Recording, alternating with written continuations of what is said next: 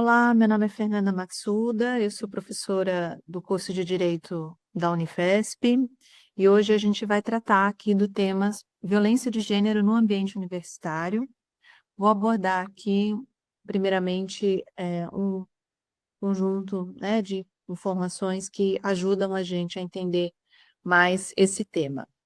Então, por que que a gente fala de violência de gênero, né? O que que quer dizer gênero?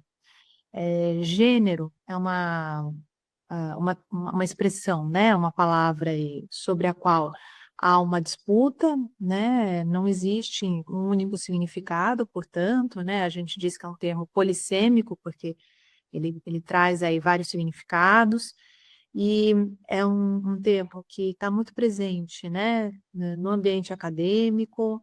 Então, existe todo um campo de estudos, né, um campo de estudos de gênero, que mobiliza, portanto, né, essa categoria, mas também é um termo que está muito presente nas lutas sociais, né, ele foi incorporado pelas lutas sociais, então, no diálogo, né, dos movimentos sociais, dos movimentos de mulheres, dos movimentos, né, da população LGBTQIAPN+, né, nessa relação com o Estado, né, nessa relação aí que se estabelece com as instituições do Estado, esse termo também é muito mobilizado, né? E apesar, né, de toda essa polêmica, né, em torno do debate de gênero, se é mais vantajoso a gente falar sobre violência de gênero ou violência contra as mulheres, né? Eu vou tomar aqui essa expressão, né, para que a gente possa pensar aqui num deslocamento epistemológico, né, num deslocamento desse campo, né, de produção de conhecimento, né, no que diz respeito, então, portanto, à produção do conhecimento, porque a categoria gênero, ela propõe uma alternativa a essa classificação binária, né, que a gente faz a partir do que a gente chama de biológico, né, do sexo biológico. Então, mesmo antes de a pessoa nascer, né, já existe ali um mecanismo, né, através do qual a gente consegue identificar a pessoa como sendo do sexo feminino ou do sexo masculino, né? Então, a gente tem uma classificação pautada, né, nesse binarismo.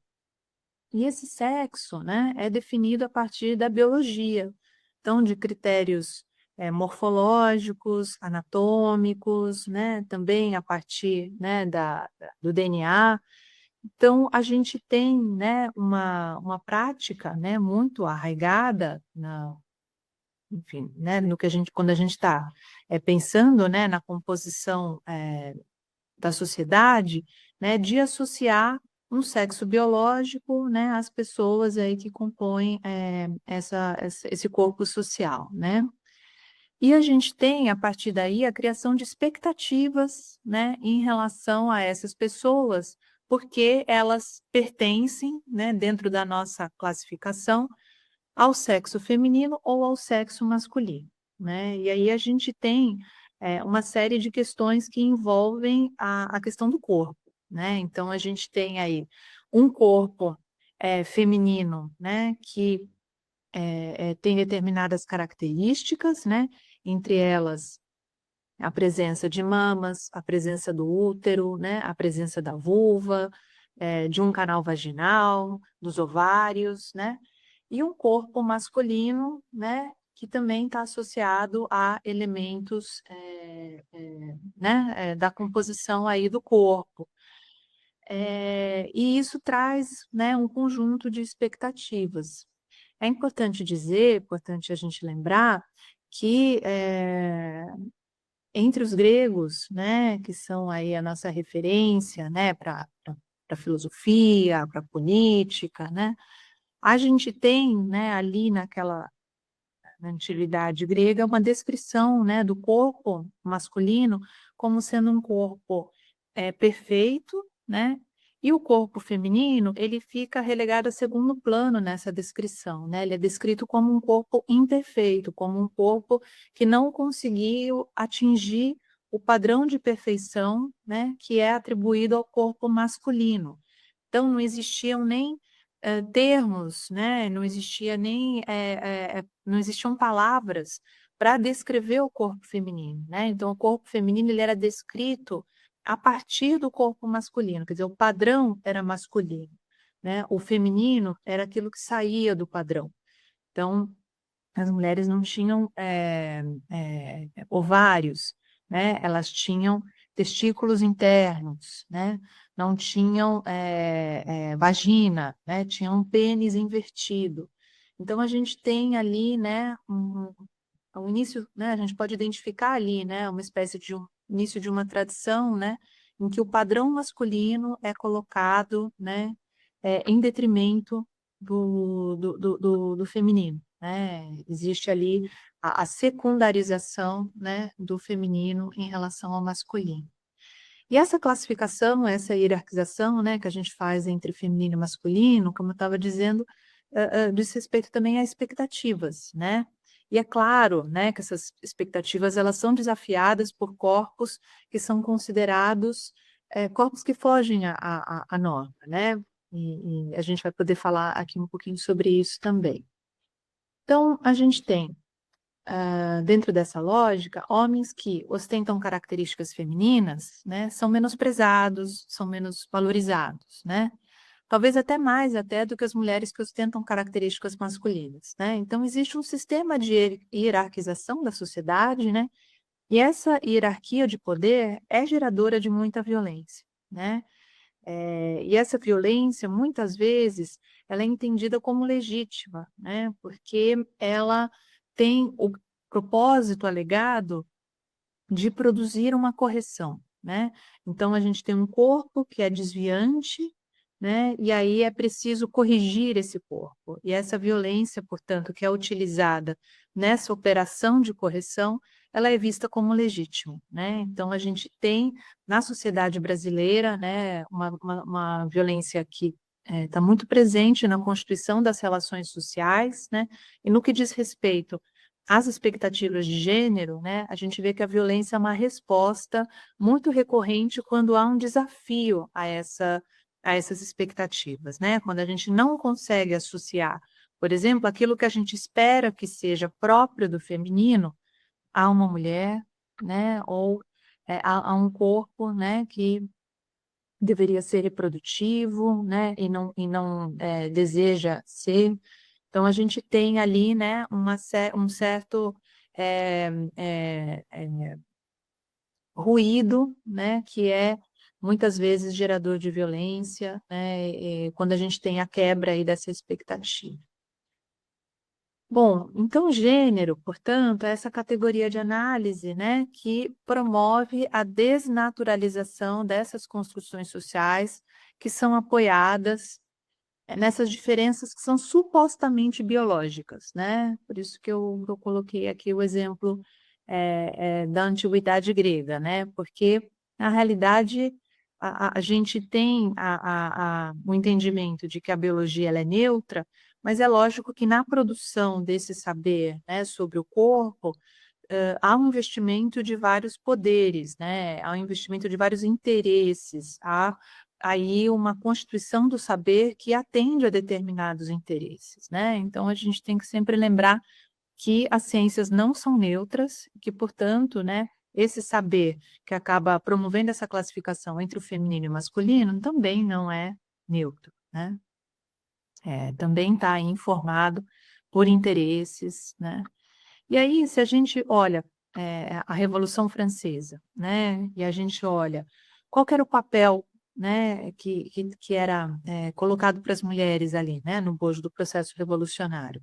Não é que as mulheres não tivessem um papel, as mulheres tinham um papel muito importante, mas era o papel de produzir o bom cidadão, né? Era o papel de produzir o homem público, era o papel de apoiar o homem para que ele tivesse condições de desempenhar o seu papel na vida pública. Então, as mulheres foram empurradas, né, ali no fim do século XVIII, para um ambiente privado, né? Então, para a vida privada, né? Retiradas né, desse ambiente em que era possível a participação política, né, em que era possível opinar sobre os destinos da nação, né, e o homem, esse sim, é que deveria carregar, né, a incumbência aí de desempenhar esse papel na vida política, né, de ter uma vida pública, de falar em público, de participar, né, do processo decisório, né. Então todo esse processo político, né, ele acaba se conformando de maneira que as mulheres são expulsas, né, dessa esfera de participação. Isso está muito presente, né, na nossa sociedade hoje. A gente tem uma lógica, né, que a gente chama de lógica familista, que é muito persistente, né. Então as mulheres são colocadas nesse lugar de responsáveis pela manutenção da família. Então as mulheres são colocadas num lugar em que são responsáveis, as principais responsáveis pela criação das crianças, pelo cuidado com a casa, né, por suprir as necessidades, do marido, né. Então, as mulheres têm que, né, ali dentro dessa lógica que está também presente na Revolução Francesa, né, esse processo revolucionário longo, que é de fazer o homem feliz para que ele possa desempenhar bem o seu papel, né. Então a gente tem aí, né, uma cristalização de uma desigualdade, né. Então as mulheres, porque têm útero, têm que procriar, então a gente tem aí a questão da maternidade compulsória, né, e das tarefas de cuidado que se colocam às mulheres, muito associadas a essas características biológicas, né, como se o biológico fosse o determinante do destino das mulheres. Então, quais são essas expectativas sociais, essas construções, né? As mulheres seriam fracas, os homens seriam proibidos, né, de expressar suas emoções, de chorar, a maternidade compulsória e a propensão para o cuidado, né? Essa dualidade entre sensibilidade, que estaria muito mais próxima das mulheres, e a racionalidade, muito mais próxima da realidade dos homens. Essa ideia de uma domesticação, de uma docilidade das mulheres, em contraposição à agressividade dos homens, né. Então, também se exige dos homens que eles tenham, né, um papel de agressividade, de talento para falar em público, né, de um controle maior das emoções, né, uma oratória muito mais lógica, muito mais linear, né. Então a gente tem aí, né, vários estereótipos que são construídos, e isso não prejudica só as mulheres, isso também limita muito, né, o papel que os homens desempenham na sociedade. Aqui eu estou dividindo, né, entre homens e mulheres, mas é claro que a gente está falando de, o quanto, esse binarismo, né, atinge, né, toda a sociedade também, pessoas que não se consideram, né, não encaixadas aí nessas categorias, né, pessoas não binárias, também têm, né, a sua liberdade aí de escolherem, né, em grande medida cerceadas, né, por essa lógica classificatória, que está presente aí na sociedade, né. Então as mulheres que fogem dos estereótipos, né, também os homens, mas eu vou me ater mais aqui às mulheres, são vistas como inadequadas, são questionadas a respeito da sua orientação afetivo-sexual, né, são rotuladas, correm risco efetivo de morte, né. Então, mulheres que desejam trabalhar fora de casa, mulheres que desejam circular pela cidade, mulheres que desejam exercer, né, os seus direitos sexuais de uma forma livre, fora do casamento.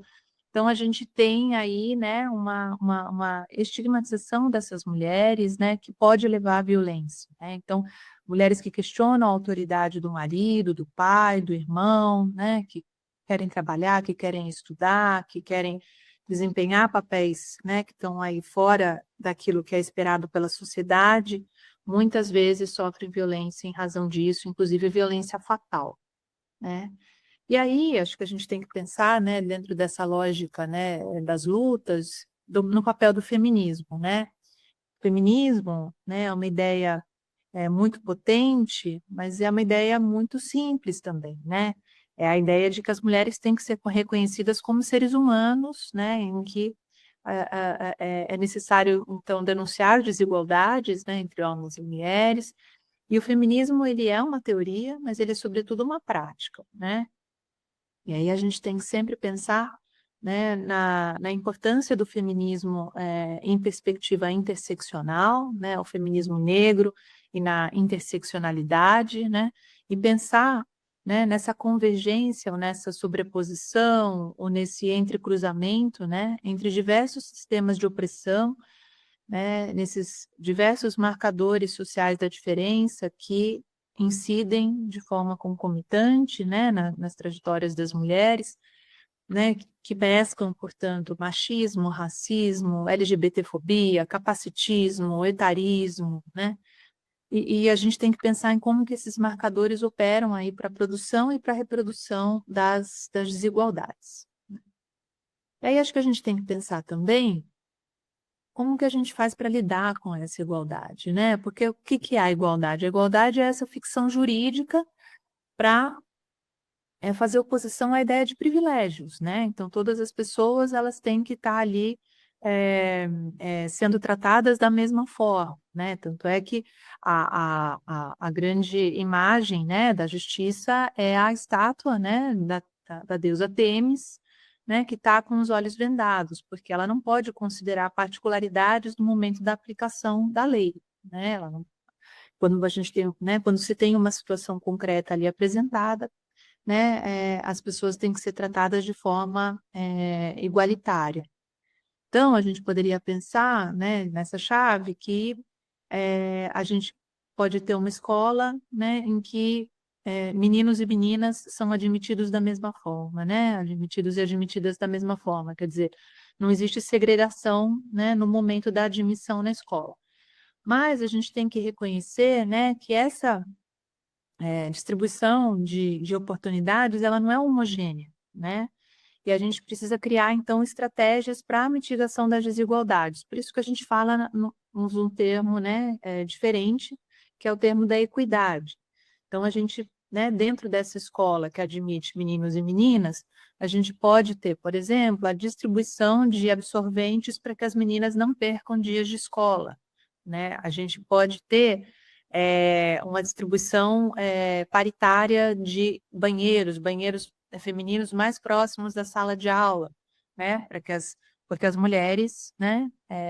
Para que as meninas possam acessar os banheiros é, né? E isso possibilita a permanência delas nas escolas. Com isso, né, a gente conseguiu dar conta, né, desse conceito, ainda que de forma muito breve, né, a gente conseguiu dar conta aí do conceito de gênero, né, e na potencialidade, né, que esse conceito tem para que a gente possa entender os problemas da desigualdade a partir de uma outra chave, né, não a partir do determinismo imposto pela biologia, né, mas a partir de uma categoria, né, que possibilita a gente enxergar a hierarquização entre o masculino e o feminino na nossa sociedade, e aí entender também, né, que a gente tem uma série de desafios aí que vão para além da igualdade, né, que não basta a gente ter aí o acesso, né, oportunizado da mesma forma para homens e mulheres, e meninos e meninas, mas que a gente precisa também pensar, né, em políticas de equidade, né, para mitigar as desigualdades, né, de uma forma efetiva e possibilitar, né, que as pessoas possam efetivamente usufruir de espaços, né, como a universidade, de uma forma equitativa, né? Equitativa. Vamos pensar, então, na próxima conversa sobre a questão do gênero no ambiente universitário. É isso.